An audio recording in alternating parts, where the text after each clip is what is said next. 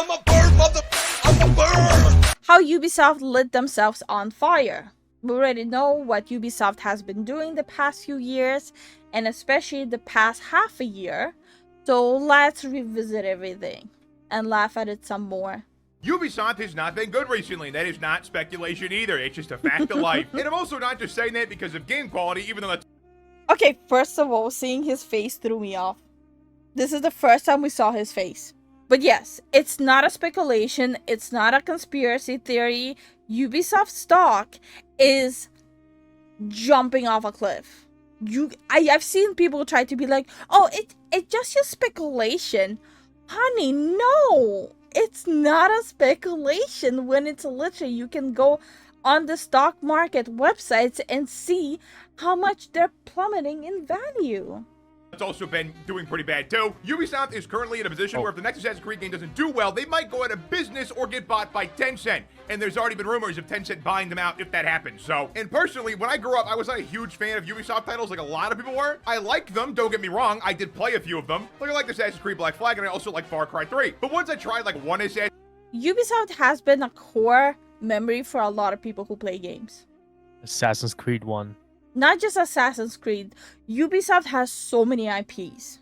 As for the whole Tencent thing, I'll believe it when it happens, but it's not like you can make Ubisoft any worse than it already is. Assassin's Creed game or like one Far Cry game, I pretty much stopped playing the games after that because they all felt the same. Like I tried Far Cry 4, but it felt the same. I didn't want to play the same game again. And if you like that kind of game, go for it. Play it. I don't care. I can't judge you, okay? I have like 1,000 hours in Factorio or something. And even though I was never a huge fan of Ubisoft, there was a point where I started to hate them, and it was Unity. So Ubisoft released Assassin's Creed Unity right after Black Flag and Rogue. And both those games were pretty good. I think Rogue got a lot of flack because it felt more like Black Flag DLC, but compared to Unity, both those games launched in a phenomenal state, okay? Unity launched...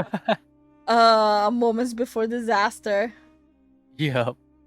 in a terrible state because when they launched the game, it just wasn't finished. The game had a bunch of texture problems, it barely worked on any consoles, and the whole point with Unity was to be online co-op, and it didn't work for a good little bit on launch. It was a disaster. Now, in the grand scheme of things, this is not what made people...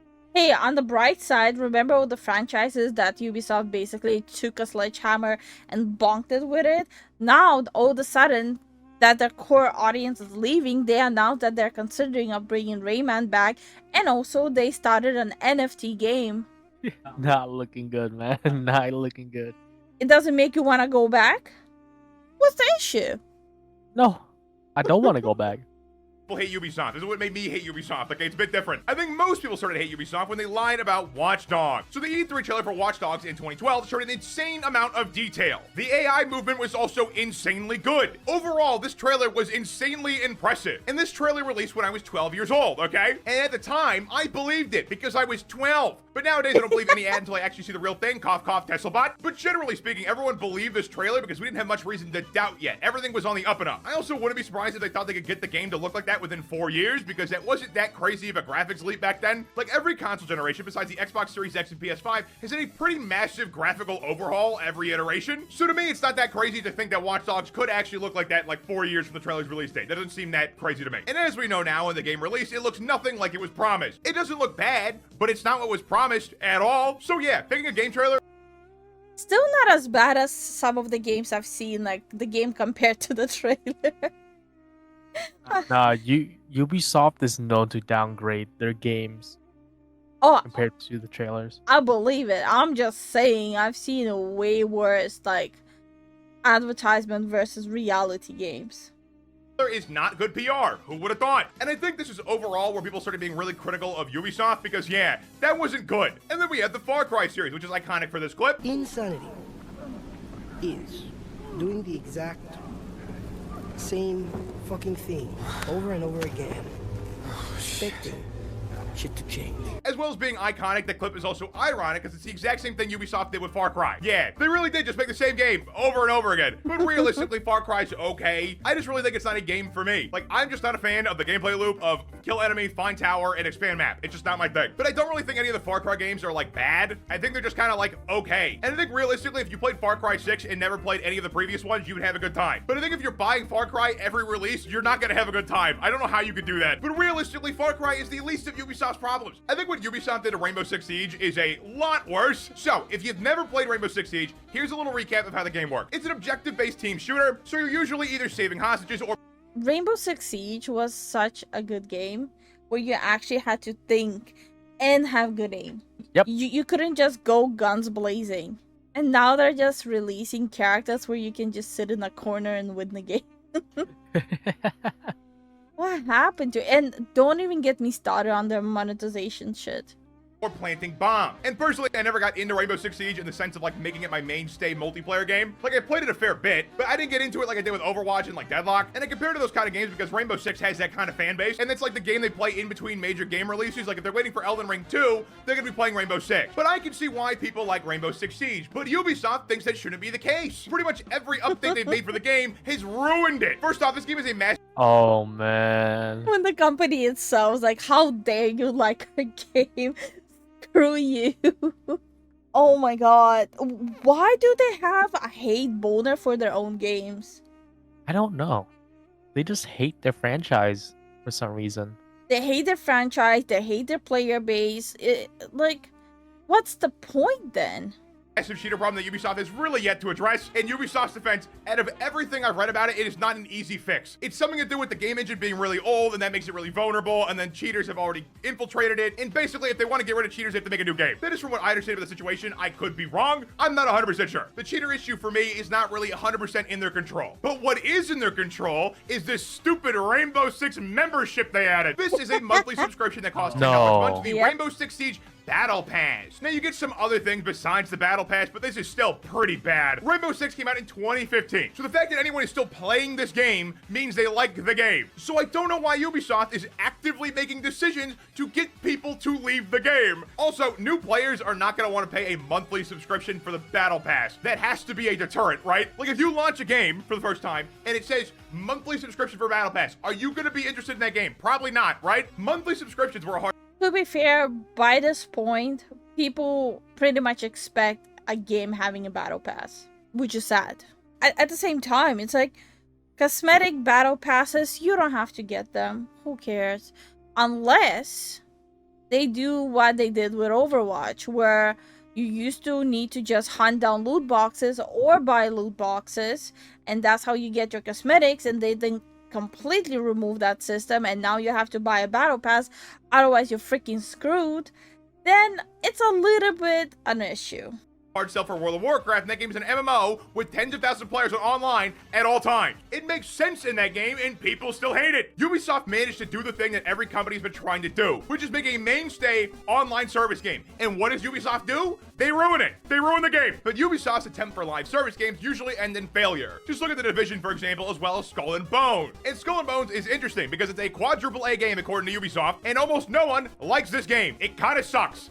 I remember when Division 2 dropped, I in my circle had a lot of people who were very excited about it, but it was so freaking buggy. To make this game good, all Ubisoft had to do was make Black Flag, but a pirate game. That's literally it, and they couldn't do that. Even after 5 delays, they still released the game looking like this in a way no one wanted. I really don't know what they were thinking with this game. And I am personally annoyed at this one because I wanted this game to be Black Flag, okay? That's what I wanted. But no! But out of the people that did play Skull and Bones, the most common complaint was the game felt... I can literally feel his pain. He's like, what are you guys doing? Well, imagine being in that situation. You want to throw money at them. Yeah. But they keep on being like, no, f your money. Your money, but give us money.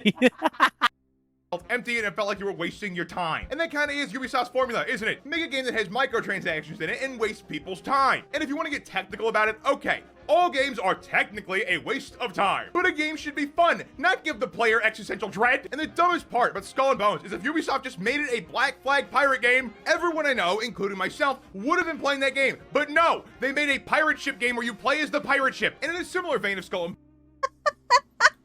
Bro, come on, man. Sorry, it never gets old.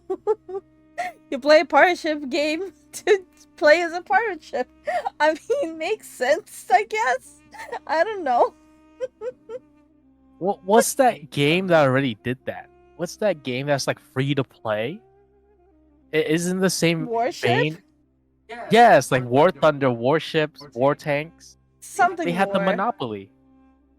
Bones, Ubisoft also messed up the crew. Now, this is for different reasons, because from what I recall, people actually did like the crew for a good while. So the original crew game came out in 2014, pretty old title. And fast forward to present, and people have still been playing it. And Ubisoft didn't like that, so they revoked the Yeah, remember I still that. cannot get over that. How dare you like our game? Shut it down. Shut it all down right now. You like our game? No. I still can't get over it. And the thing is, okay, fine. If you want to shut down like the company service, all fine and good, but just leave the ability of people to host their own servers at least. Yeah, community servers. the license of the crew and also shut down the servers so people couldn't play the game anymore. The reason Ubisoft says this is okay is because when you buy a game, you don't technically buy it, you're leasing it or renting it. And that does make sense for the company that said they need to get... Yeah, but then do the bare minimum. If you have that attitude, do the bare minimum of when someone is buying the game, have a big pop out saying you are leasing this product and not buying this product. So people can, after that, decide if they want to continue with the purchase. The gamers comfortable not owning their games. That makes a lot of sense. But unfortunately, they're right about that. I hate that they are. If you buy a digital license, you don't own the game. Valve also shows you now that when you buy a game, you don't actually own it, just to be clear. But it's always been this way. Game companies have just abused the fact that we've been ignorant of this entire time. Because why would they claim... Yeah, exactly. We are stupid little babies who want their games. Please specify to us. Clarify, it's in their best interest to think that we own the things that we're buying. That makes sense, right? But now Ubisoft is being sued in California for this because, yeah, no one's been making this clear up until very recently. But my point with this story has gotten so big that Ubisoft's brand image is now tied to shutting down games. A game company's brand image is tied to shutting down games. That's not going to cause any problems. And of course, the reason Ubisoft even pulled the crew to begin with is because they released like 2 different versions of the crew that are newer. But let me ask this. Why would anyone buy the new versions of the crew knowing the old one got pulled? And I'm aware that... Because they thought they're FIFA. Or Bethesda. They thought they're FIFA. Or NBA. Or Madden. They thought they can pull an EA. They really can't. They really thought that. They're like, No. oh, EA, look at this. We're gonna pull a FIFA on you. They did that with Assassin's Creed. But the difference is, by the way, with FIFA, they don't shut down the old games. They don't? Or NBA. Or Madden. Really? Yeah. Gamers are so silly. We get into this toxic, abusive relationships like Bethesda, like Ubisoft, like EA, Riot Games. Riot Games, Blizzard. You know, we just go, ah, sweet, delicious abuse. Give me some nom nom nom nom nom. for 10 years. And it might be that the average gamer does not care, because I don't think they do, but you better bet the loud minority is gonna scream about this, and the average guy who was considering buying the game might see all the negativity and just decide not to. Over the last 10 years, I feel like most game companies and companies in general have just forgotten the fact that people talk to each other. And if every time you bring up Ubisoft in a conversation...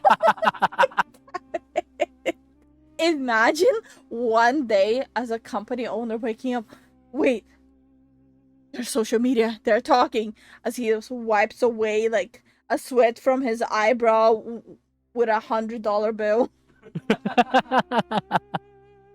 People dog on their games, you're not gonna think they make good games. If a company's reputation gets bad enough, you look like a clown defending them. And also, I think most people have played at least one game that everyone else has hated, and it's not fun. And what's also not fun is using Uplay. And if you're unfamiliar with Uplay, you've been blessed. So lucky.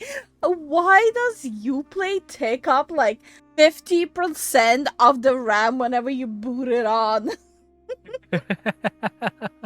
You would think you're like freaking editing a video, writing a song on your PC, and drawing at the same time. Ubisoft future philosophy. Gamers are gonna get used to not liking our games. Mwah. They already said that 2 weeks ago in an interview. They said gamers have way too high standards for games. They need to lower it. They already said it. first of all. And if you don't know what it is, it's Ubisoft's game launcher. And yeah, it's as bad as you think it is. I don't know a single person on Earth who has ever wanted or tried to buy a game from Uplay. It's terrible. And whenever you buy a Ubisoft game on Steam, you're forced to use the Uplay launcher, and it's the worst thing in the world. The only thing the Uplay launcher exists to do is cause problems and bug out your Steam. That is literally it. They're like, oh, you wanna play Assassin's Creed? Where, well, we're gonna go shank your Steam. Honestly? Prison Wars happening on your PC, Ubisoft just shanking Steam, Steam just sending out like error notification. It's like, help me out, no. And you're just innocently sitting, jumping up and down the roof, like la di la la. And the only reason it exists is because all these companies got super, super greedy, and they didn't want to give Steam the 30% cut of sale. This all started when EA made Origin, and then everyone else followed and made their terrible launchers, and now they're all dead and defunct because they're all bad. So basically, none of these companies use their launchers anymore, but since they baked them into the way their games work, you have to still use them. So even though it's not really being used anymore, you still have to use it to launch your games through Steam. And all it does... Yeah, like for example, Dragon Age Origins. Yep. I had to download the freaking... What was it? EA thing. Origin? Yeah, I had to download the Origin thing just to play Dragon Age Origin. Is cause problems. It's like actually the worst thing in the world. I hate Uplay so much. But that leads us to Ubisoft's most recent mistake, which you might not have heard of, because honestly, it's buried. Ubisoft released an NFT game called Champion Tactics. And I think Champion Tactics. I think this game has been a massive failure, and that's for good reason. As I said, this is an NFT game, and the champions are the NFT. And Ubisoft doesn't make the NFTs, but there is an NFT store. And on the NFT store, these champions range in cost from $7 to $63,000. Brother, what? This can't be real.